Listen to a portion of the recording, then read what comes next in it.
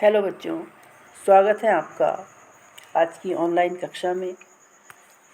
आज हम संस्कृत में प्रथम पाठ अस्माकं राष्ट्रीय प्रतीकानि, हमारे राष्ट्रीय प्रतीक पढ़ेंगे। चलिए देखते हैं। सर्वेषु राष्ट्रेषु राष्ट्रीय वैशिष्ट्ययुक्तानि वस्तूनि प्रतीकरूपेण स्वीक्रियन्ते तत्रत्यैः जनैः। सर्वेषु सभी, राष्ट्रेषु देशों में, राष्ट्रीय विशेषताओं से युक्त वस्तुओं को प्रतीक चिन्ह के रूप में स्वीकार किया गया है। बच्चों, जब हम इसकी व्याख्या करेंगे तो सबसे पहले हम देंगे कि प्रस्तुत गद्यांश हमारी पाठ्य पुस्तक संस्कृत गद्य भारती के अस्माकं राष्ट्रीय प्रतीकानि नामक पाठ से उद्धृत है। प्रस्तुत पाठ में प्रत्येक देश की भांति हमारे देश के भी कुछ राष्ट्रीय प्रतीक निर्धारित किए गए हैं।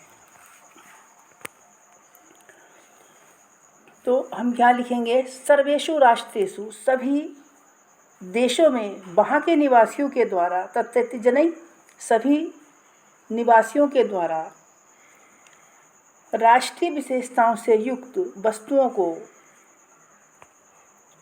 प्रतीक के रूप में स्वीकार किया गया है। तेषु प्रतीकेषु तद्राष्ट्रस्य गौरवं चारित्र्यं गुणाश्च प्रतिभासन्ते। और उन प्रतीकों में या उन चिन्हों में उस राष्ट्र का गौरव, चरित्र और गुण दिखाई देते हैं। उन्हें ही राष्ट्रीय प्रतीक कहते हैं।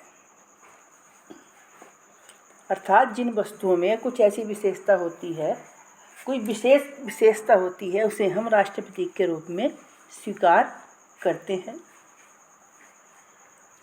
अस्माकं राष्ट्रे भारते अपि कतिपयानि प्रतीकानि स्वीकृतानि सन्ति। अस्माकं, हमारे, राष्ट्र भारत में भी कतिपय कुछ प्रतीकों को स्वीकार किया गया है।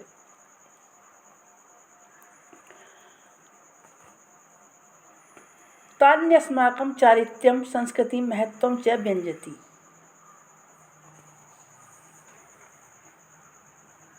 वे जो प्रतीक हैं वे हमारे चरित्र और सांस्कृतिक महत्व को प्रकट करते हैं।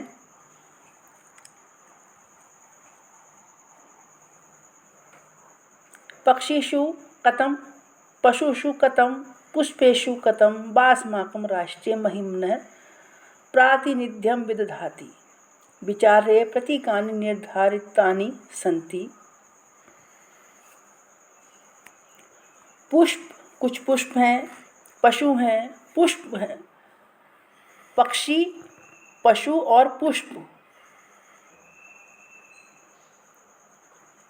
ऐसे हैं जो हमारे राष्ट्र की महिमा का प्रतिनिधित्व करते हैं, और यही विचार करके उन्हें हमने अपने प्रतीक या चिन्ह के रूप में निर्धारित किया है। सबसे पहला जो हमारा चिन्ह है वो है पक्षी।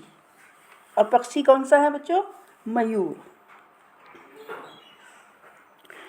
पक्षिषु मयूर राष्ट्रीय पक्षी रूपेण स्वीकृतो अस्ति। पक्षियों में मोर राष्ट्रीय पक्षी के रूप में स्वीकार किया गया है।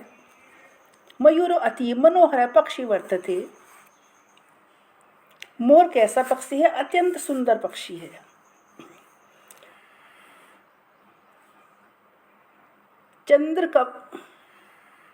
चंद्रक वलय सम्मिलितानि चित्रितानि तस्य पिच्छानि मनांसि हरन्ति। मोर के जो पंख है उनके ऊपर चंद्रमा के आकार के समान जो व्रत चिन्ह दिखाई देते हैं, इसकी जो पूंछ के पंख होते हैं वो क्या करते हैं? मन को हर लेते हैं, क्योंकि जो पंख होते हैं वो बहुत ही सुंदर होते हैं। चंद्रमा के आकार के वलय उनके ऊपर व्रत बने हुए होते हैं। यदा गगनम श्यामल मेघे आच्छन्नं भवति तदा मयूरो नृत्यति। जब आकाश काले काले बादलों से घिरा हुआ होता है तब मोर नृत्य करते हैं।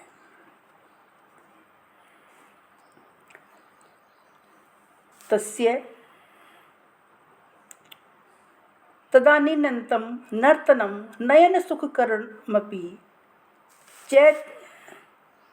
चेतश्चमत्कारकं भवति। तदानीन्तन उस समय का, चेत है मन, मधुर मधुर स्वर है मीठी मीठी आवाज़। उस समय का जो नृत्य है वो कैसा है? नेत्र को सुखदाई और चित्त को आकर्षित करने वाला है, आनंदित करने वाला है। मधुर मधुर स्वरो अपि मयूरो विषधरान् भुङ्क्ते। मधुर मधुर स्वरो, मीठी मीठी आवाज़ मोर की होती है। उसे क्या कहते हैं? केका ध्वनि। मीठी आवाज़ को कहते हैं मधुर केका ध्वनि।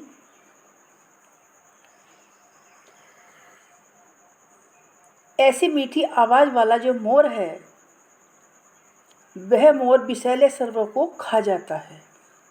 विषधरान् भुङ्क्ते, विषैले सर्पों को खाने वाला। इदमेव अस्माकं राष्ट्रीय चरित्रं विद्यते। यही हमारा राष्ट्रीय चरित्र है। सर्वैः सह मधुरं वाच्यं मधुरं व्यवहर्तव्यं मधुरम आचरितव्यं। किंतु ये राष्ट्रद्रोहिणा अत्याचारपरायणा राष्ट्रीयखण्डताया राष्ट्रीयकस्य वा विघातकः विषमुखः सर्पतुल्या मयूरेणैव राष्ट्रेण व्यपादितव्या। सभी के साथ मोर जैसी मधुर वाणी में बोलना चाहिए, और अगर कोई राष्ट्र की अखंडता को नष्ट करता है या विष भरे मुख वाला है